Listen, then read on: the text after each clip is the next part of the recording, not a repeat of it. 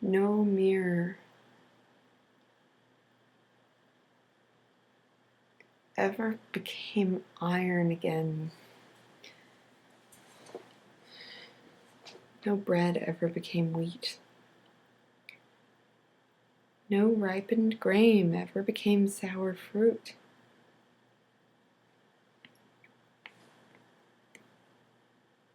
Mature yourself and be secure from a change for the worse.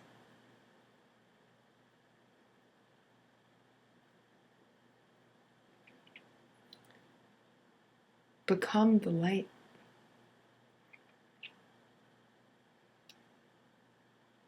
By Rumi.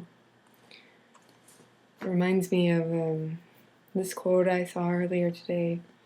No candle loses anything by lighting another candle.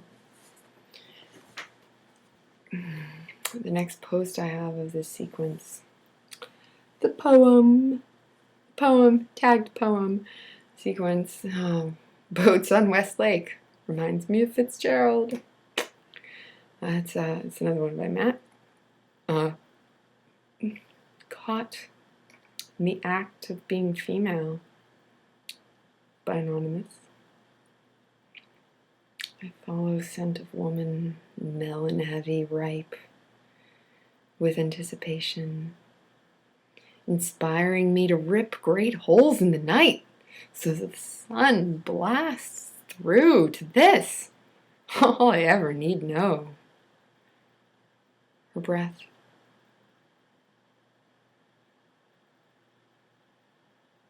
Filling the hollows of my neck, luxury, diminishing death. Next, If, by Rudyard Kipling. If you can keep your head about you when all are losing theirs and blaming it on you. If you can trust yourself when all men doubt you, but make allowance for their doubting too. If you can wait and not be tired by waiting, or being lied about, don't deal in lies. Or being hated, don't give way to hating, and yet don't look too good, nor talk too wise. If you can dream and not make dreams your master, if you can think and not make thoughts your aim, if you can meet with triumph and disaster and treat those two impostors just the same,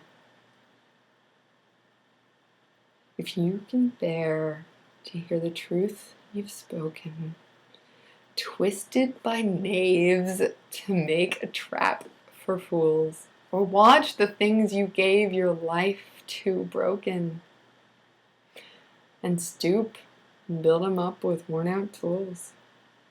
If you can make one heap of all your winnings, and risk it on one turn of pitch and toss, and lose and start again at your beginnings, and never breathe a word about your loss. If you can force your heart and nerve and sinew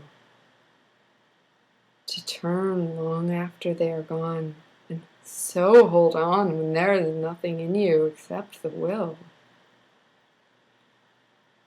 which says to them, hold on.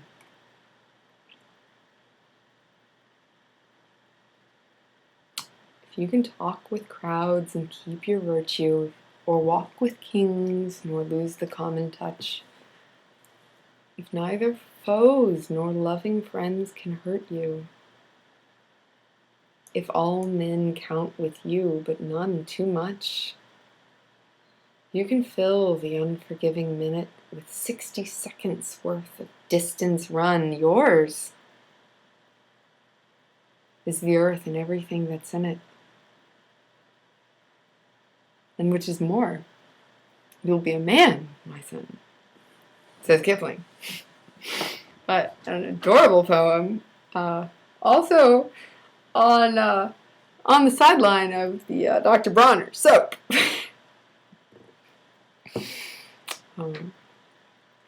What's previous to this?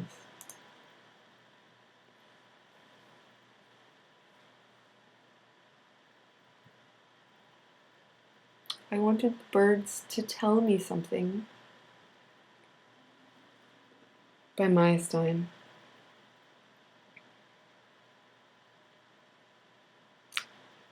I wanted the birds to tell me something. Two birds precoital on the wire, their wings in a frenzy while we ate, nearly silent on the deck. I chuckled at their brief but passionate display, the metronome tilt wire made as they whipped through their routines. I thought about how simple love is for certain creatures, and sometimes all it takes is to say, I see you. Do you see me too?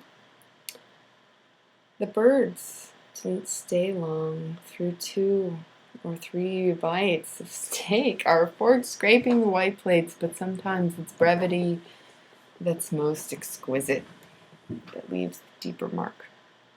This poem is not so good. Corny. Notes. I didn't know whether, I guess that maybe I don't know how to read it. I didn't know whether later your hand would reach for mine or if I would call your name with a new tenderness. I wanted the birds to tell me something, but they flew away so quickly in the wire. Eventually returned to itself, and I finished the last of my dinner still a little hungry.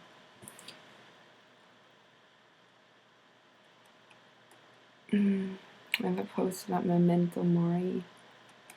And I have another one in search of lost time, but Proust and mute swarms are most well known for the notion of involuntary memory, using music as the mad line.